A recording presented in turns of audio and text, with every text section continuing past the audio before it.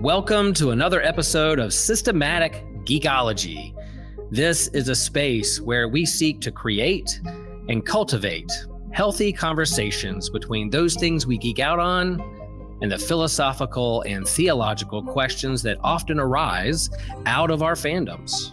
Like, what does it mean to be human? What makes a hero? What makes a villain? How do the stories and narratives we geek out on shape how we live in the world? We are your priest to the geeks. We aren't all ordained, but we see ourselves as mediators at the intersection of geek culture and going deeper in our faith. We don't always have to agree, but we do respect each other, and we see everyone as a beloved child of God. Everyone geeks out on something, so come geek out with us and enjoy the show.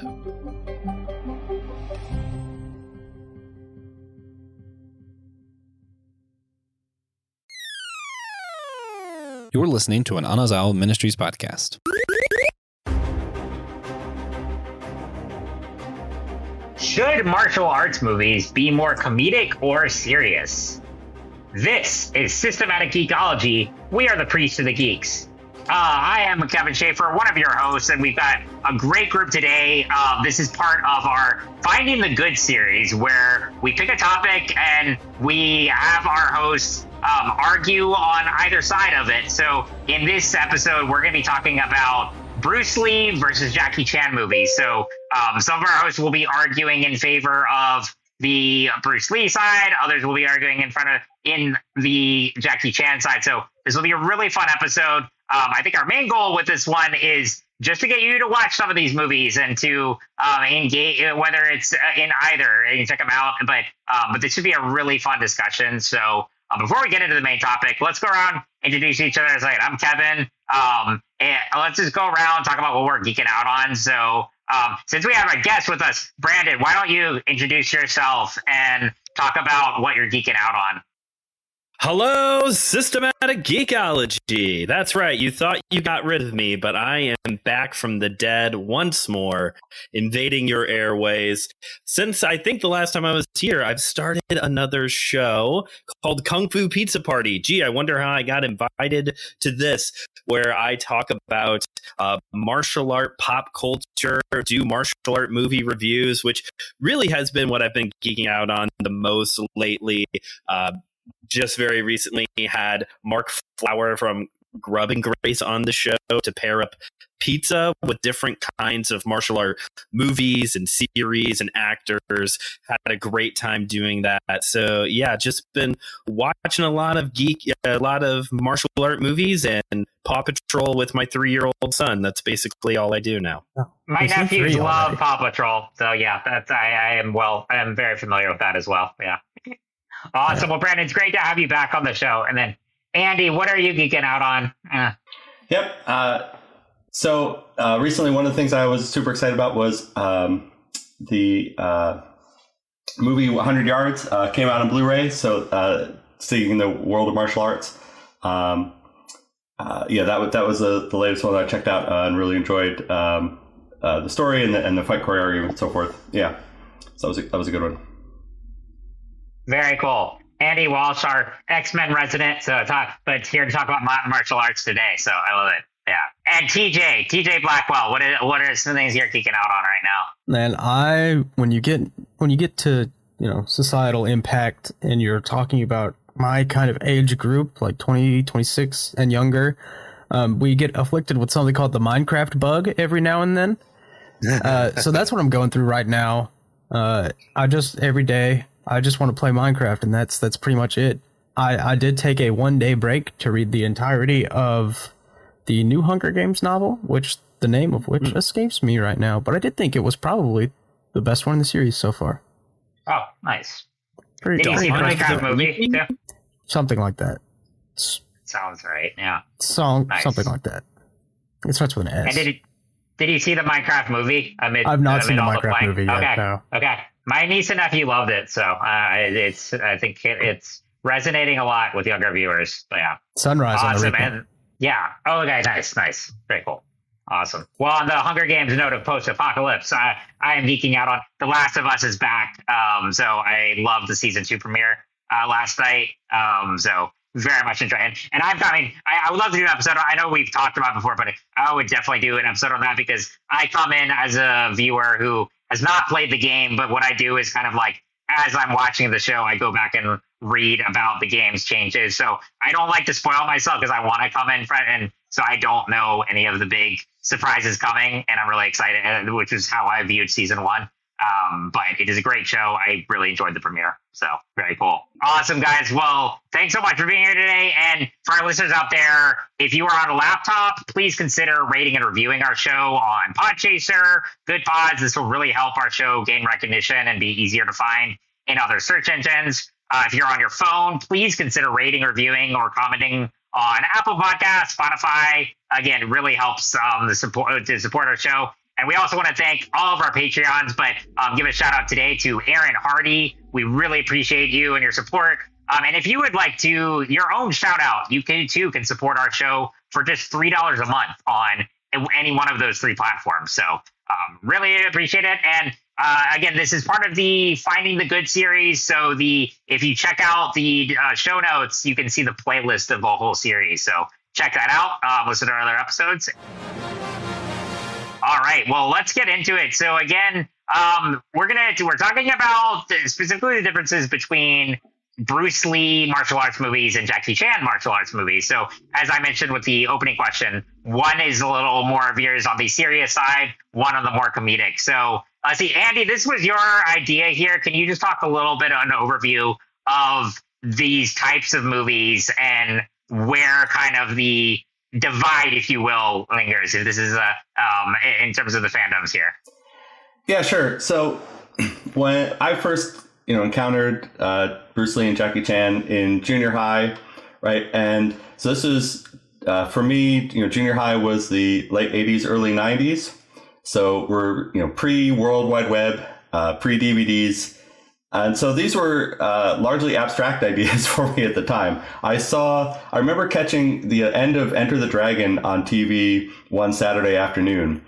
And, there were the odd VHS at the library or that sort of thing. But by and large, these were abstract ideas more than actual people and actual movies that I had experienced for a while. So I kind of was put in a position where I had to form an opinion about them before I got to watch a lot of the movies or really know anything about them. But, I remember in junior high and high school, there were kids who were big into Bruce Lee and there were kids that were big into Jackie Chan. And there was kind of the sense of you had to pick. And Bruce Lee was, the serious martial artist who had, a deep philosophy about martial arts, who was very serious about, fighting technique and, martial arts as a combat system and how do you, thinking, seriously about how you defeat opponents and take down people and what you do when you're actually confronted with the need to, physically engage someone else.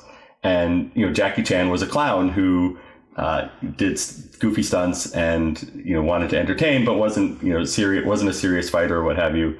And, so of course, it also being junior high, there were questions about who would win in a fight and all that sort of thing.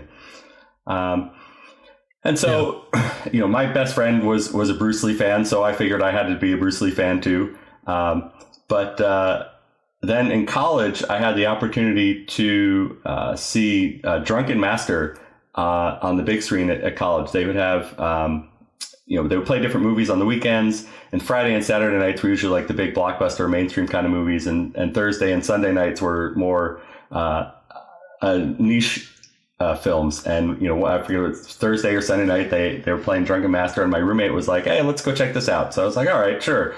And I watched the film and went, oh, that's what Jackie Chan does. This is what this is all about. Okay. And that kind of opened up a whole new world. So yes, he is very much a comedic performer, is interested in creating an entertaining film experience, but is also a very talented and physical performer who's good at all kinds of stunts and all kinds of martial arts.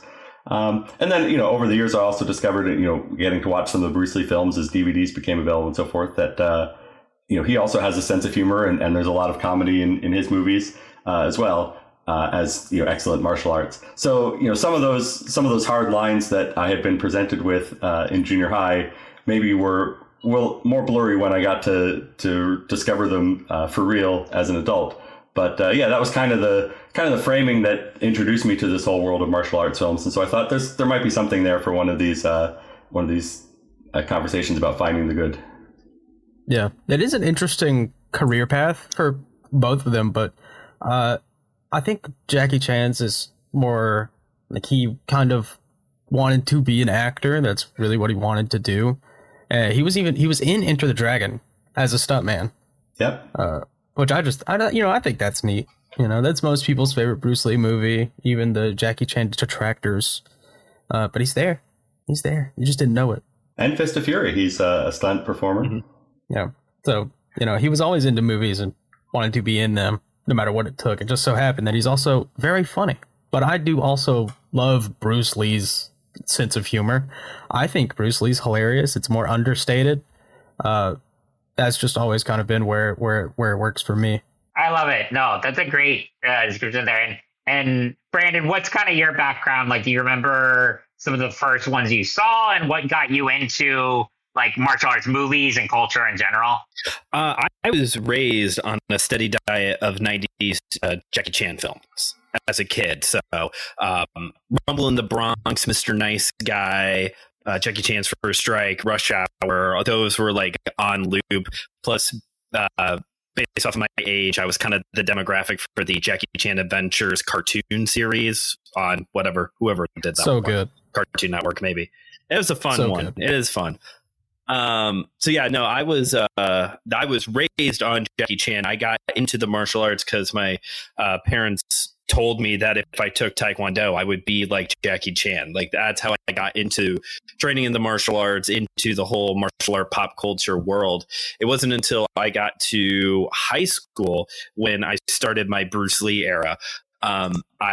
You never quit. Once you get into the Bruce Lee era, you never stop being in the Bruce Lee era. Hey friends, your pal Will Rose here. Sometimes I ask myself, have you ever wondered how you can support Systematic Geekology? Yes, I have. And well, if you're like me, you want Systematic Geekology to continue to grow and thrive. And you can do that by joining Patreon for as little as $3 a month. As a patron, you get bonus episodes. We answer bonus questions that our patrons get to hear. We have special shout outs. We have certain episodes that the patrons pick. So you help us create and curate the content that we put out for the world to hear. You even get free merch. And when I say that we're a worldwide podcast, that I'm not being hyperbolic.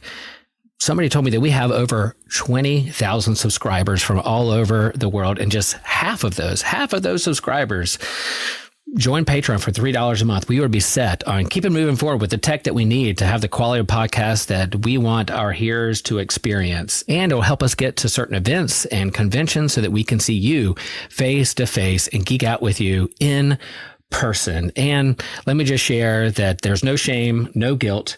If you can't join Patreon at this point, that's okay. That's okay. Just keep listening, keep sharing, keep liking, because yes, we're proud of what we're doing at Systematic Geekology. And friends, guess what? You can subscribe to Patreon for free to receive one extra bonus episode a month via the Patreon or Spotify app. That is fantastic. And we're glad that you're a part of it. Bought all of his movies, or at least the big five. Got all of his books. Started training in Jeet Kune Do, and so I've had them both at two different intervals in my life. Jackie Chan kind of as a kid, and then Bruce Lee later on in life. And right in the middle, Samurai Jack. He doesn't fit anywhere in this conversation, but that cartoon is legendary and must be brought up right now. Mm-hmm. Yeah, it is a great show.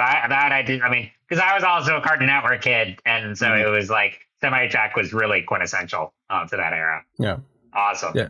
I love it. Well, I love the origins there, and I think for both of these figures have a really multi-generational impact, and so with that in mind, getting into Okay, now we're gonna get into a Bruce Lee Jackie Chan battle here.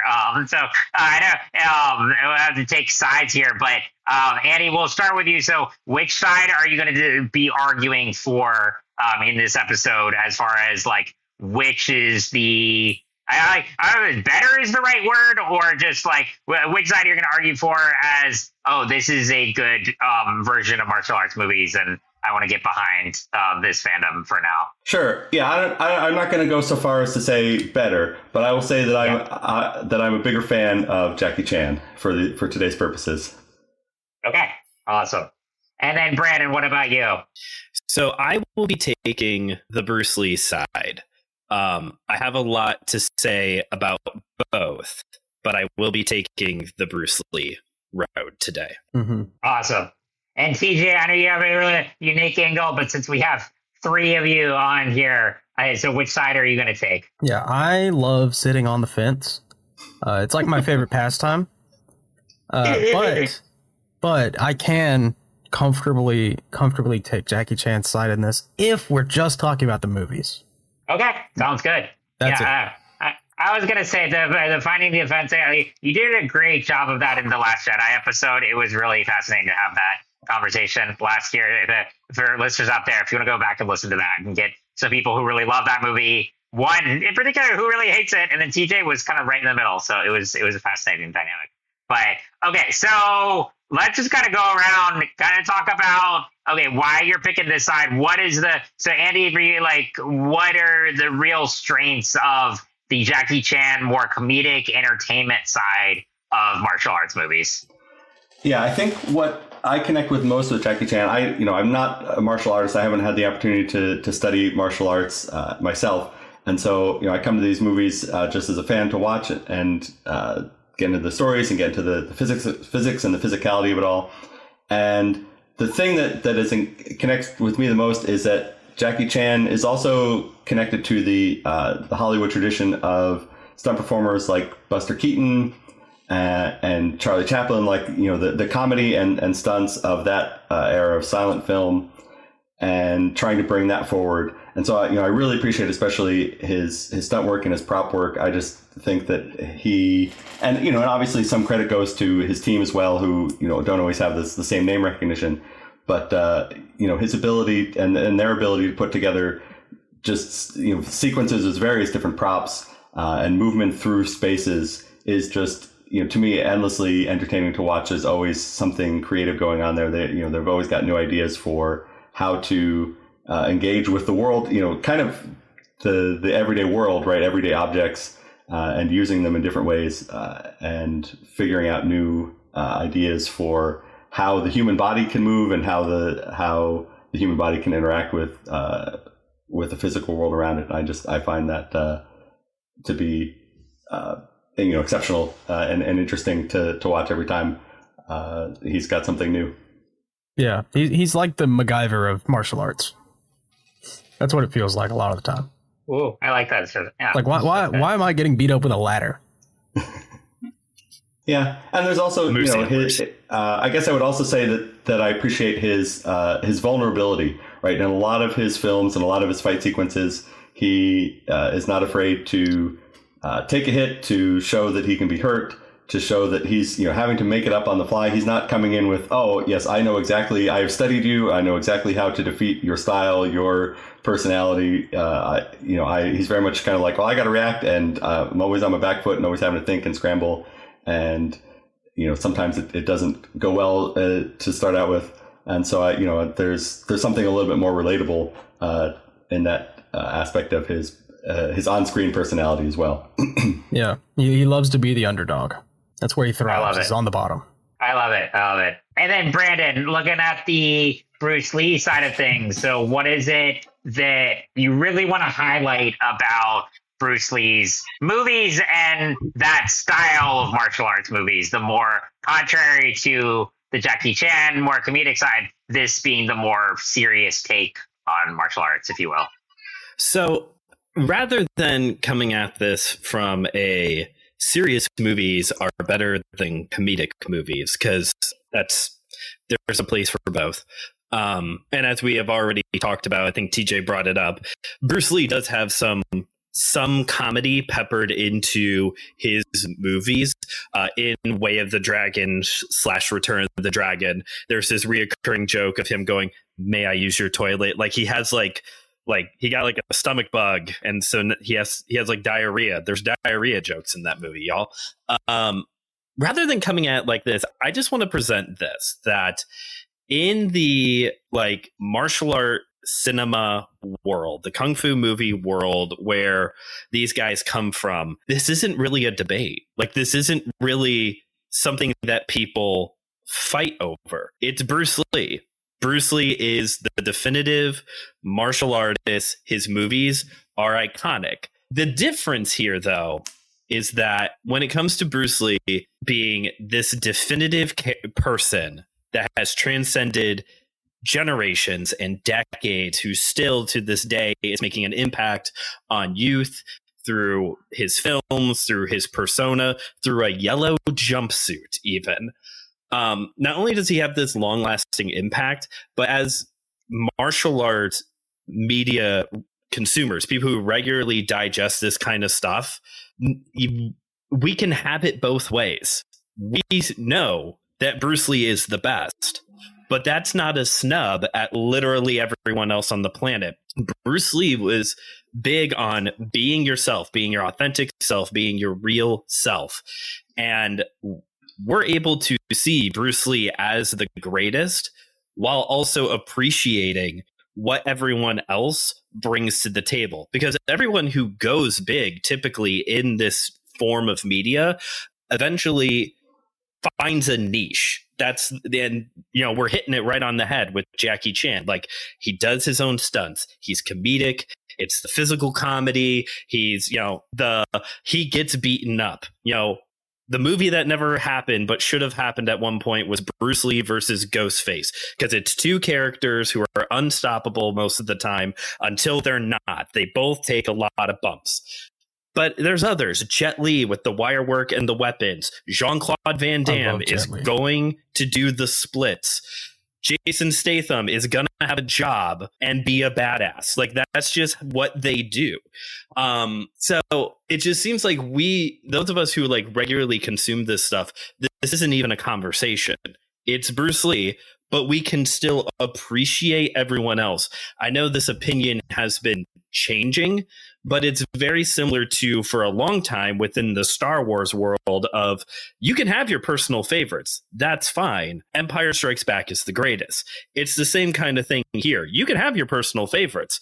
If you really put a gun to my head, it would be hard for me to say that Jackie Chan's not my personal favorite. He probably is my personal favorite. But Bruce Lee is the greatest because he's Bruce Lee. And I think that's all I have to say about that. Yeah, I'm glad you mentioned.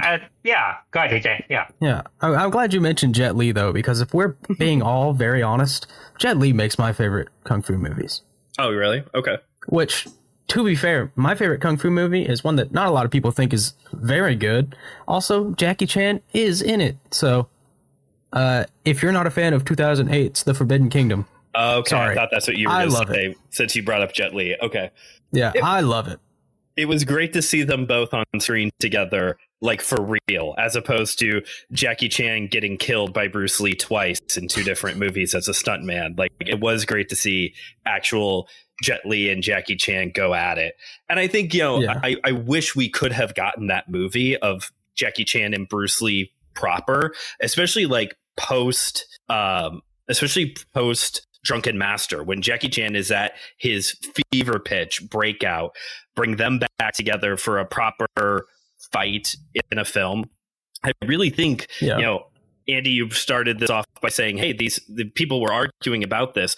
It really seems to me, and I'm making wild sweeping allegations here, so there's going to be people who disagree with me. I know that. But it has occurred to me that anytime this conversation comes up, it's from the casual fan standpoint, like people who aren't regularly watching these kinds of movies, which is fine. And I think it makes sense that a lot of people would gravitate towards Jackie Chan then, because his movies are, one, so much more accessible. He's still making them after all. He's made 20 times the amount of movies that Bruce Lee ever made. And, if I'm going to turn on a movie and my son's around, I'll probably put on a Jackie Chan one over a Bruce Lee, because Bruce Lee's movies are violent. They've got blood in them. They're cursing, topless women. It's the whole rated R package. Whereas Jackie Chan has always made, especially 90s onward, movies that are a little bit more accessible for families, family driven. So I have always found this to be more in the pop culture conversation rather than in the very specific martial art media category. Yeah. And also it is a little, if you ask a kid what they want to watch and you give them the choice between watching the Kung Fu Panda or watching Bruce Lee fight Kareem Abdul-Jabbar, most of them are going to choose Kung Fu Panda. Right. Which, I mean, yeah. Jackie Chan is also in Kung Fu Panda, so... Yeah, that's what I'm saying. I count those as Jackie Chan movies, all 4 of them. Here at Systematic Geekology, we believe in a few things. We believe that there's freedom in Christ to like what you like. We believe that Christian nationalism is a heresy. And probably most important that I'm going to talk about today, at least, is that we believe the best place to spend your extra cash is on the Systematic Geekology merch store. That's right. This is a shameless shill for our own products. We go through Creator Spring, and we have a few great products on there. Me personally, I'm a big black shirt kind of guy, muted colors. But there's nothing better to throw a little something extra on there with a black baseball cap, the dad hat with the Systematic Geekology logo on it. That's a classic. I just really think if you got a couple, $30 extra, that's for us.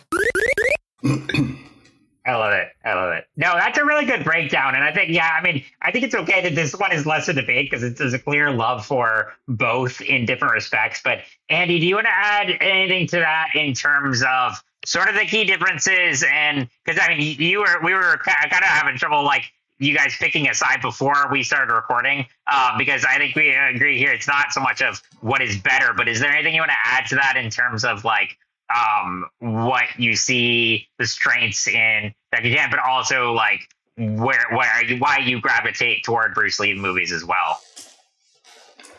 Yeah, those are good questions, and it's hard to argue that Bruce Lee isn't the icon, isn't the greatest of all time, right? And it's hard to argue that Jackie Chan's career doesn't exist in great debt to Bruce Lee, and I would like to imagine that that Jackie Chan would acknowledge that just as much as anybody else, right? And and all these other folks that we mentioned, Jet Li and Donnie Yen and so forth. I'm sure they all recognize that their careers have been impacted by Bruce Lee and Bruce Lee's films. I don't know, maybe some of the Western folks, it would have been a different story, right? I don't know, does Jean-Claude Van Damme have a career? Probably something. I don't know. It's harder to say there, but definitely. Yeah, Chippendales was still open, so. Fair enough. But clearly, for movies coming from the Eastern Hemisphere, right? Bruce Lee's shadow is unescapable, and. Yeah, and there is something also, I think, to not that it wasn't a tragedy that he died in the way that he did and at the age that he did, but one's legend sometimes benefits from not having gotten old enough to be in movies like The Tuxedo. Yeah. Bruce Lee does benefit from. Going out on a very high note and not having that history of maybe not questionable, but certainly second tier films that Jackie Chan has made, because they can't all be third, right. They can't all be gems, right? And he has gotten older, and his ability to do different things has changed, and his tastes have changed, and so forth, and that's all fine. And he has still made some very excellent movies in recent years. But there are definitely some movies that you can point to and go, well, that's not exactly highlight reel material, and so it's a little bit easier to see the clay feet, as it were. I'm trying to think what else you asked. certainly just the dedication to his craft, and the encouragement that Brandon, you mentioned, that of people being themselves and being true to themselves. I one of my favorite sequences in a martial arts film is from the Ong Bak film, Tony Jaa's sort of breakout in the West. There's kind of an opening tournament fight sequence, and he faces off against a guy who was clearly patterned himself after Bruce Lee. Right, he's got the style, the dress, the moves, and Tony Jaa has his own style based more on the Muay Thai system, and they face off, and it has very much kind of that sense of which one of these people is the real Bruce Lee disciple. And my take on that scene is that really it's Tony Jaa who is carrying the legacy of Bruce Lee in that sequence, because he's not trying to be the next Bruce Lee. He's trying to be the best Tony Jaa that he can be. And to me, that's more consistent with the Bruce Lee legacy. And I think that was what Brandon was getting at. So yeah, I think that's something that's very very admirable about Bruce Lee's philosophy and approach to his teaching. Yeah, it really is impossible to say Jackie Chan's my favorite martial artist without giving Bruce Lee his flowers, because I can't in good conscience say that Bruce Lee's not the greatest martial artist of all time. I think Jeet Kune Do is the coolest thing ever. So that kind of makes that impossible for me to say outright. But as far as impact goes, you really can't say Jackie Chan has had a bigger impact than Bruce Lee. It's not possible. Bruce Lee also, I think, is probably just one of the coolest people that ever lived. Like, have you seen Once Upon a Time in Hollywood? And Bruce Lee kicked that guy almost through a car, or got kicked through a car. But either way, the real life feats that you hear about Bruce Lee, I choose to believe none of them are falsified in the slightest. Because he's passed. Why bother? Let him just be awesome. Like there's one film that he threw a kick in, and I don't remember which one this is claimed to be about, but they had to slow it down in editing so people wouldn't think that it was sped up. They slowed it down. But I do think overall watching Jackie Chan's movies gives me a better experience. So video games though, Bruce Lee is the only one. There's no Jackie Chan representation in Tekken. Yeah. Or UFC 4. Bruce Lee's in UFC 4. It's true. It's awesome. Cool. He's also not in Tekken legally. But he definitely is. It's awesome. He was my main for a little while before I realized I'm not that good at Tekken, so I picked an easier character.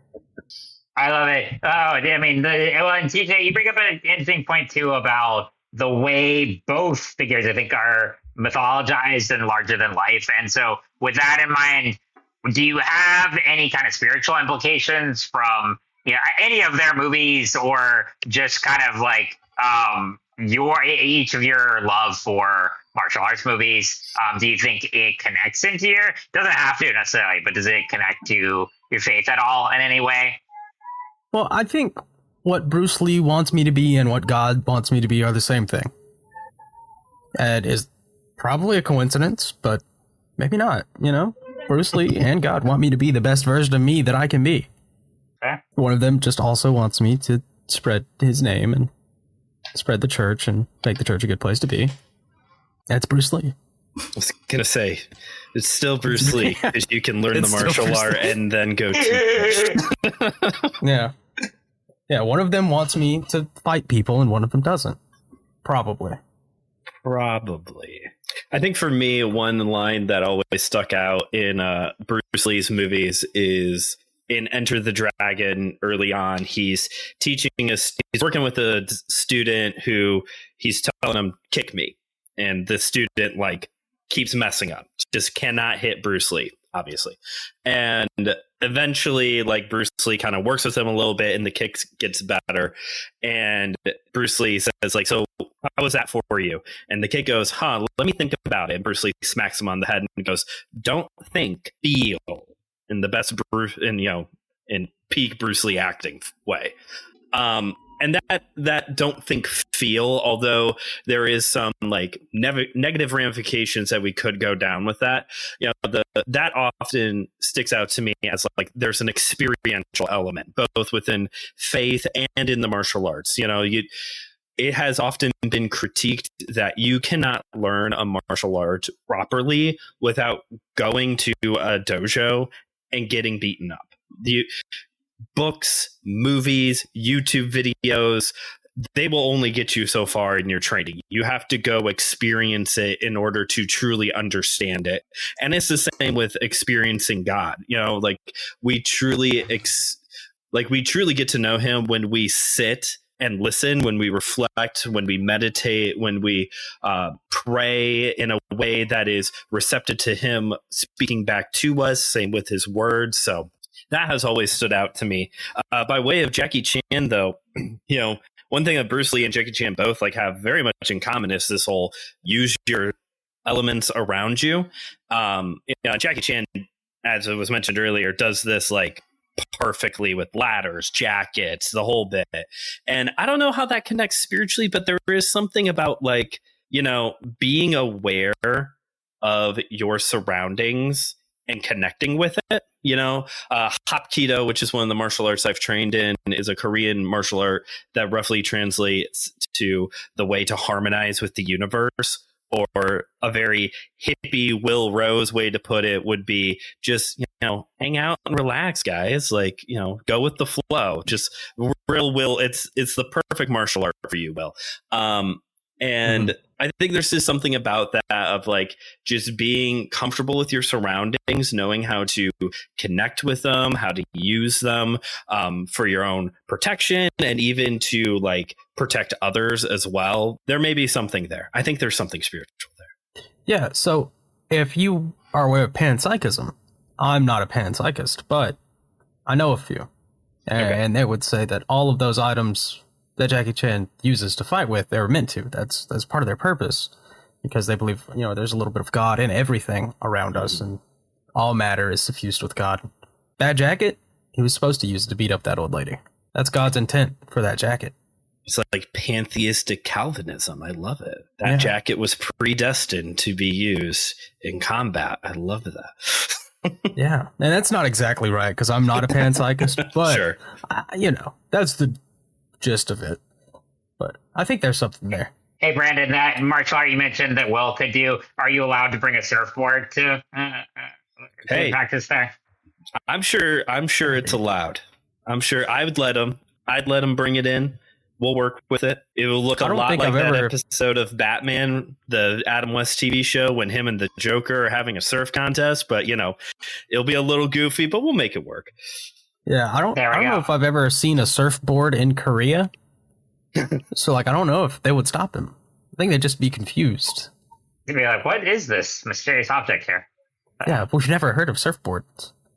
But I believe Will could bring surfboarding to the country of South Korea. There we go, Will. That's your next mission. I don't know how South Korean waves are, but I know someone who can find out. Yeah. He will. And Andy, what about you in terms of the spiritual impact of these movies, or any connections? Anything you want to add on to that? Yeah, I mean, the one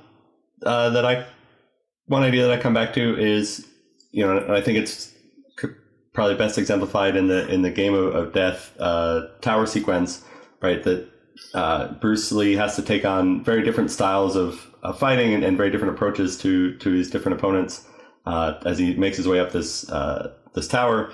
And so I think there's just something there about engaging people where they're at, engaging people in the level that they need to be, right? Obviously, there's a very distinct sense in that we're most of the time in life we're not going through fighting people and trying to beat people up one-on-one, and I generally would be a favor of nonviolent solutions to things in my actual life, in contrast to the kinds of films that I enjoy watching, and I realize that there's a tension, if not a paradox there. But I do think that there's something that can be applied in that general principle of needing to engage with people in a way that connects with them and it best represents or meshes with where they are coming from. and whatever you're trying to accomplish alongside with them. And hopefully it's cooperative rather than combative.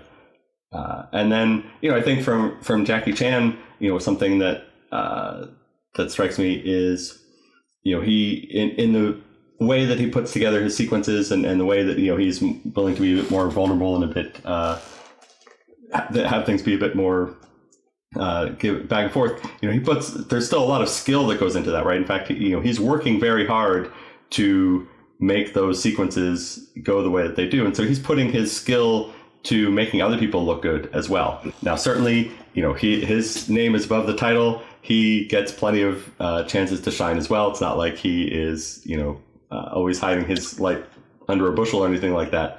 But he's also working to make sure that other folks get their moment, get their opportunity to show what they can do. And I think there's something useful to learn from that as well.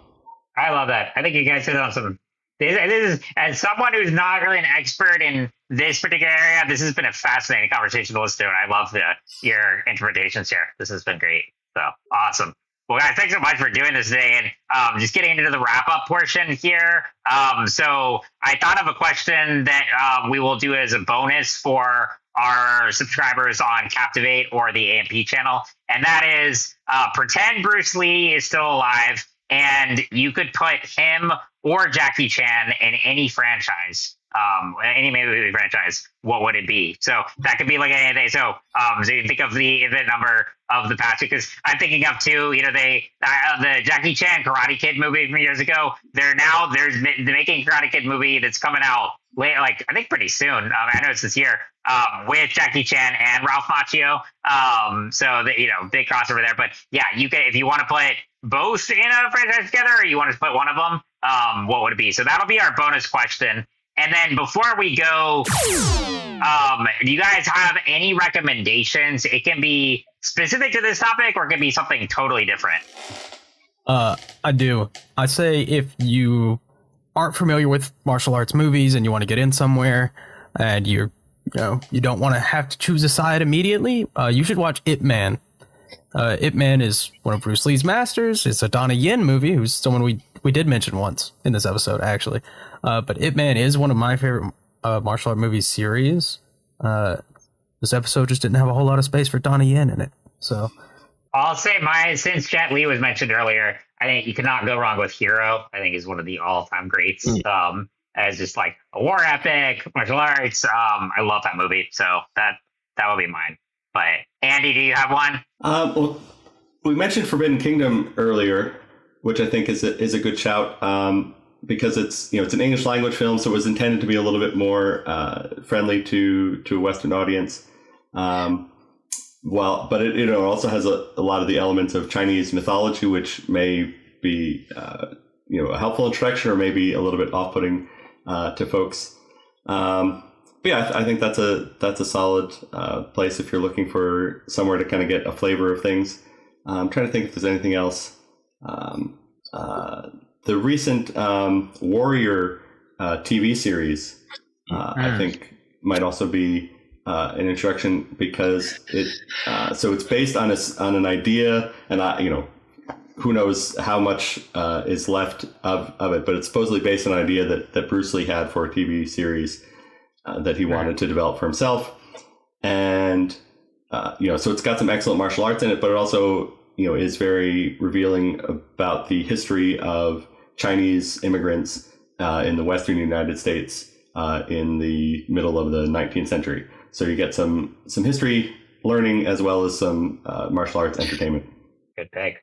That one's definitely more for grown-ups. I have. Yeah, not kids one.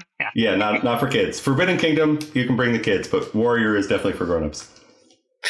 I have been struggling coming up with an answer because the thing I want to recommend, I don't even know if it's on streaming. So The Green Hornet. That awful Seth Rogen movie. Not the awful Seth Rogen movie.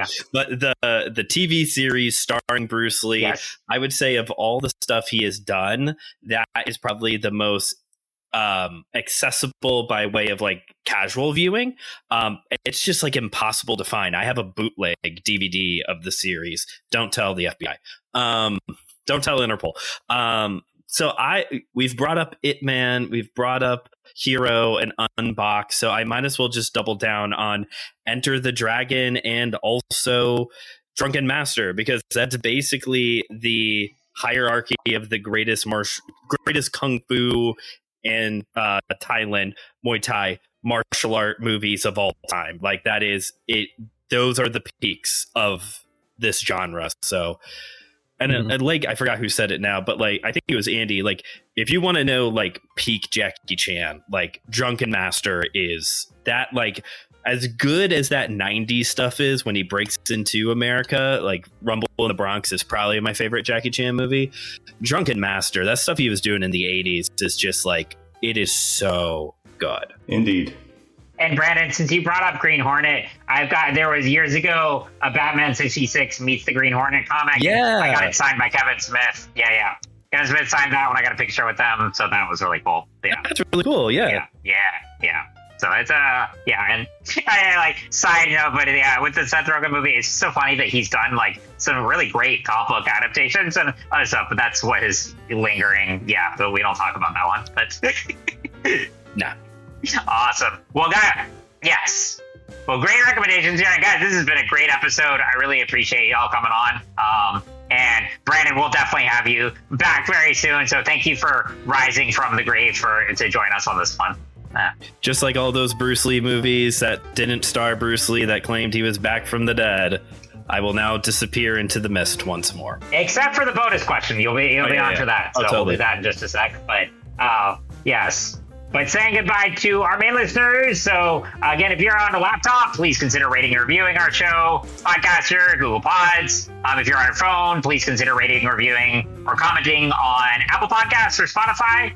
And another one of our supporters, I'm going to give a shout out to Ethan Overcash. Thank you so much. And again, to all of our supporters, Patreons out there, we could not do this without you. And if you'd like to, your own shout out on the podcast, only $3 a month on any one of these platforms. So thank you all so much for listening. And remember, we are all a chosen people, a geekdom of priests.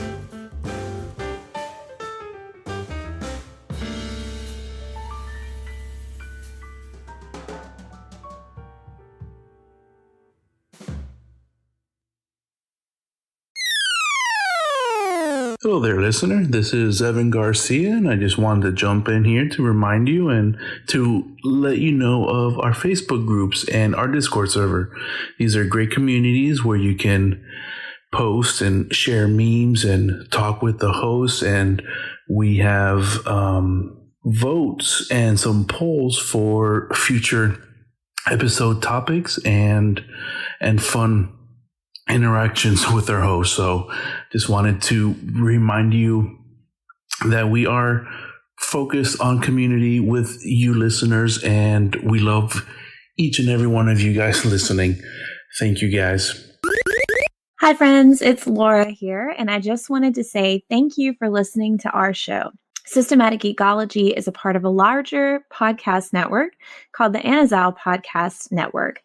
Dummy for Theology is Joshua Noel's show discussing different theological topics from various perspectives and attempting to give people more questions than answers. My Seminary Life is Brandon Knight's show. It started as him going through what he was learning in seminary, and after he graduated, he's been doing independent studies and has a lot of fun series like on hermeneutics, Bonhoeffer Summer, and worship. And then Friday Night Frights is a monthly show with Christian Ashley and Joe Day.